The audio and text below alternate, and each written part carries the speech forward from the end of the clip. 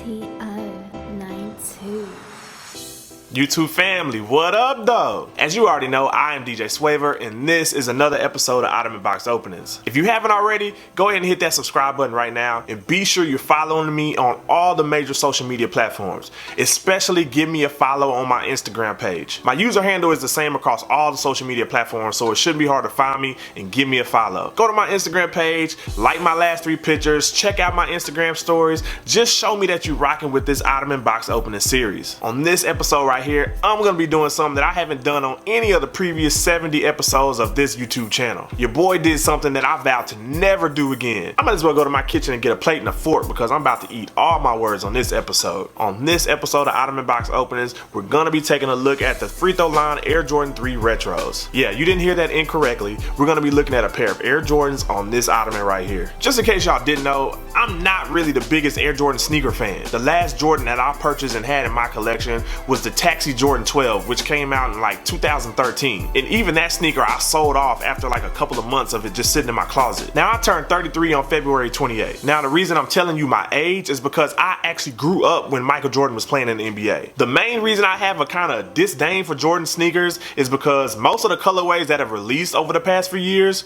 were colorways that he didn't even wear. I'm like the hugest Jordan fan, and being that I grew up seeing him play, I want to see Jordan sneakers that he actually wore on his foot while he was dunking on somebody. For older sneakerheads like myself, buying a retro sneaker has to bring some type of nostalgia to me when I put that sneaker on. I want to feel like it's almost taking me back to the time that I first saw that sneaker as a kid. A lot of these retro Jordans that have came out over the last few years, he never wore. And to me, it seems like over the years, Nike and Jordan Brand just kind of got away from that. Jordan Brand started releasing a whack colorway literally every week, and over time it just kind of turned me off. I never saw Jordan rocking the Bel Air 5s. I never saw Michael Jordan wearing the top 3 Air Jordan 1s when he was playing in the game. Did you ever see Michael Jordan wearing an OVO Jordan 8? I didn't think so. So it's kind of hard for me to have some type of nostalgic tie to this sneaker to make me want to buy it. Now to the people that got those sneakers, I'm not saying they're ugly by any means. I'm just saying somebody like myself that's a little older and saw him play, there's no way I can picture myself rocking those colorways when he never wore them. Another reason that I kind of fell out of love with Jordan Brand is because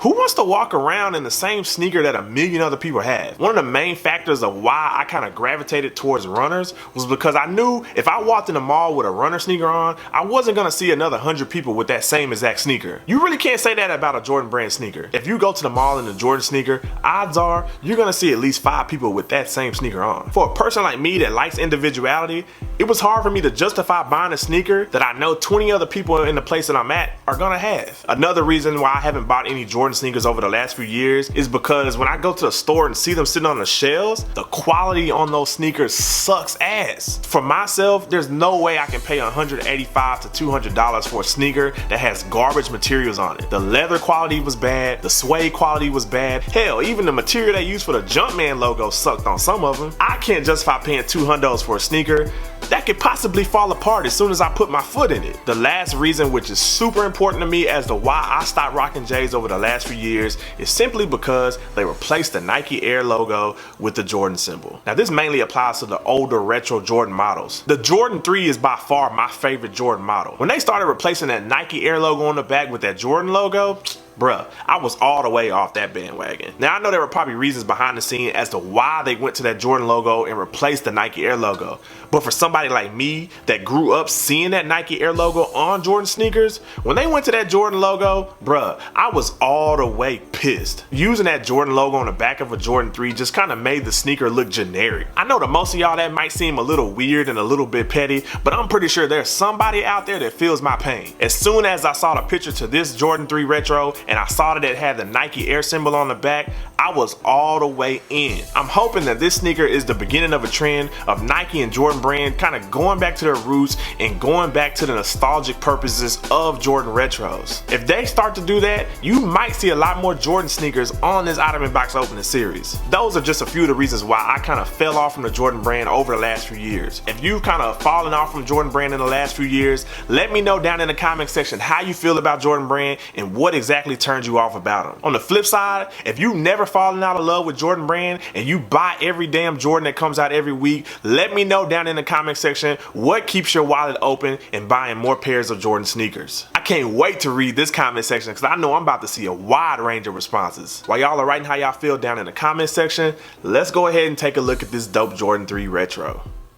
Now, the way I was able to get my hands on this free throw line Air Jordan 3 Retro was kind of crazy. Since Dallas doesn't really have any major sneaker boutiques that has exclusive releases like this one, the only way I was able to get my hands on this sneaker was through the sneakers app. I had no earthly idea that this sneaker was that limited. What does any sneakerhead do in 2018 when they get a dope sneaker? They post it on their Instagram. To my surprise, most of the people that I know took super L's on this sneaker. So that's the reason why I'm even more hyped that I was able to get this sneaker and get it right here on this Ottoman. If for some reason you took an L, go ahead and live vicariously through me right now. If you didn't know the backstory to this sneaker, this particular colorway is the one that he wore during the 1988 Slam Dunk Contest. For all my youngsters out there, that is the dunk contest where he performed the famous free throw line dunk, hence the name Free Throw Line Jordan 3s. To be honest with you, that's all the backstory you need to this sneaker. So if you didn't know that before, now you do. So with all that being said, let's go ahead and take a look at this dope sneaker.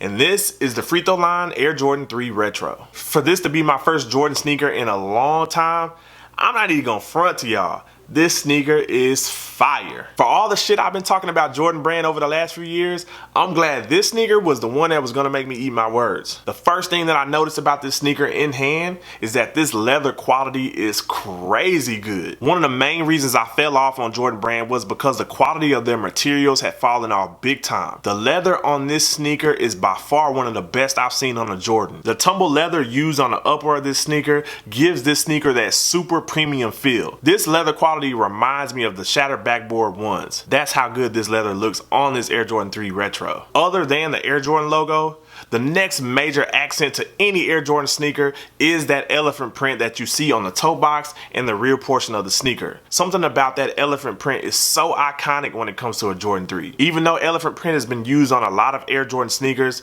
that elephant print on that Air Jordan 3 makes this sneaker so legendary. That's probably the main reason why the Air Jordan 3 is a lot of people's favorite Air Jordan model. That's exactly why I love the Air Jordan 3 more than any other Air Jordan out there. I can't tell you how much I love the fact that they decided to go back to using that classic Nike Air branding on the back of the Jordan 3. Something about that Nike Air branding on the back of an Air Jordan 3 makes life just so much better. That was one of the main reasons why the Jordan 3s over the past few years have sucked so much to me. Just putting a simple Jordan logo on the back of an Air Jordan 3 takes away from the greatness of this silhouette. I just hope Nike realizes how much people appreciate that Nike Air branding and doesn't go back to throwing a Jordan Brand logo on the back of this iconic silhouette. Another dope touch to this sneaker is that 147 stitched into the back of the tongue. If you didn't know, in the final round of that 1988 Slam Dunk Contest, Michael Jordan scored 147 points. It's a nice addition to this sneaker that I'm pretty sure most people will probably look over. I'm gonna go ahead and say this: Air Jordans with air bubbles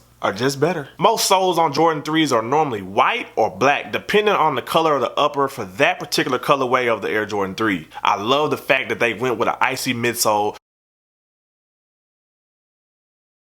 which gives you more of that premium feel to this already dope sneaker. As you know, this is the Free Throw Line Air Jordan 3, and in that Slam Dunk Contest in 1988, when Jordan performed his free throw line dunk, he actually stepped on the free throw line while he was completing that dunk. I love the fact that Nike decided to put this red stripe into that icy sole on the bottom to kind of signify him stepping on that line when he completed that iconic dunk. Little touches like that, even though it's in the bottom of the sole, will make me fall in love with a sneaker that much more. The left shoe completely mirrors the right shoe, except for the line going through the sole on the bottom of that sneaker, so there's no reason to repeat myself and sound redundant. And that pretty much explains this Free Throw Line Air Jordan 3 Retro. With all the shit I've talked about Jordan Brand over the years, I knew it was just a matter of time before I was gonna have to eat my words. I'm not mad at having to eat my words because of this dope sneaker. On a scale of 1 to 10, and I'm not exaggerating this at all, I'm giving this sneaker an easy 9. From the leather quality, to the dope elephant print, to the translucent sole with the line going through the bottom, what is there not to like about this dope sneaker? The Air Jordan 3 is by far my favorite silhouette,